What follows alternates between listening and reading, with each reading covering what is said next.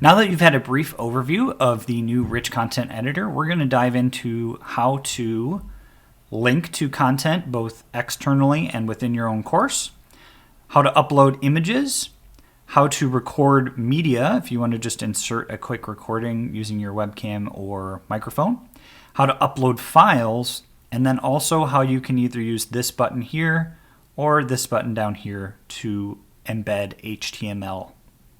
So if you're looking for how to link to something in your course or how to link just to an external website, you click on this chain link icon here. An external link is something that links to something outside of Canvas, so for example, a Google Doc. And course links, if you click on that, you'll be able to link to an assignment that you already have in your class, such as this one here. And then it just inserts it right in here. Students can click on that and it will direct them exactly to that assignment. If you want to link a button on your home page to some other part of your course, for example, this button here that's supposed to link to modules, I'll click on it. And then up here, I can click on my link icon and I'm going to do a course link because it's within my own course.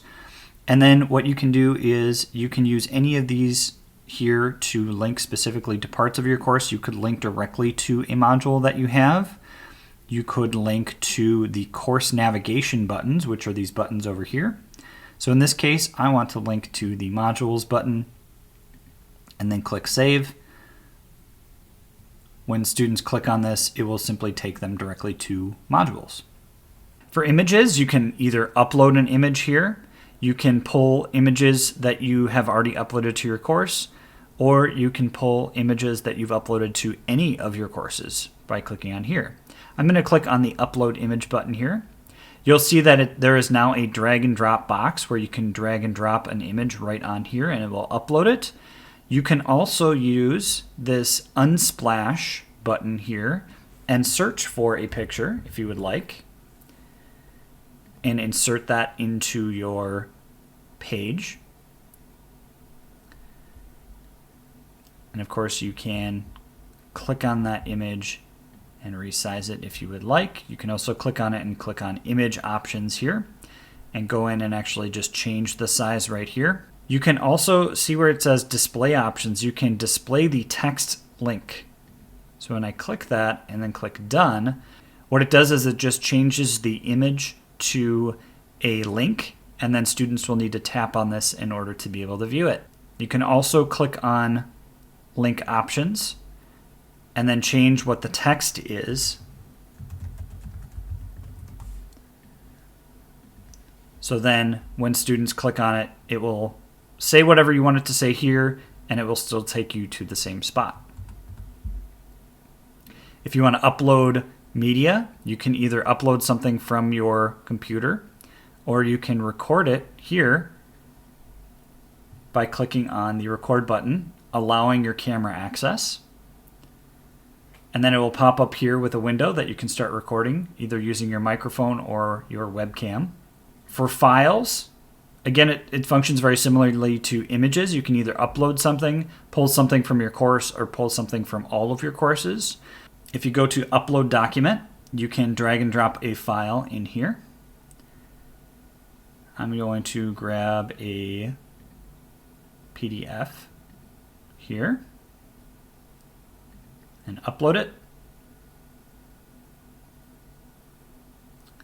And then the name of the file will appear on your screen right here.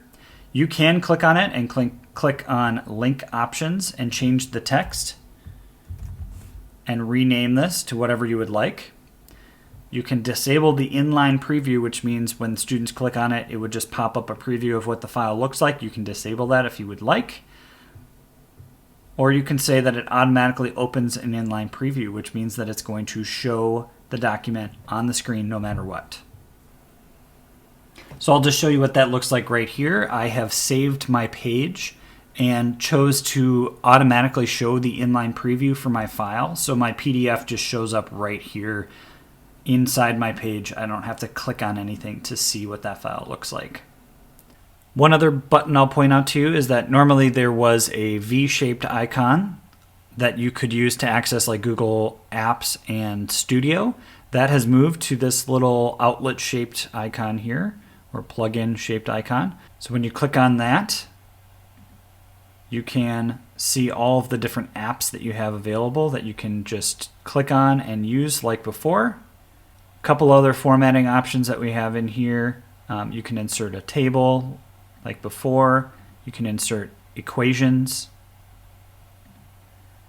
You can embed things just by clicking on that button right there. And then let's say, for example, you have a Loom video and you click on the share button. You click on embed. You get that code. You paste your code in here.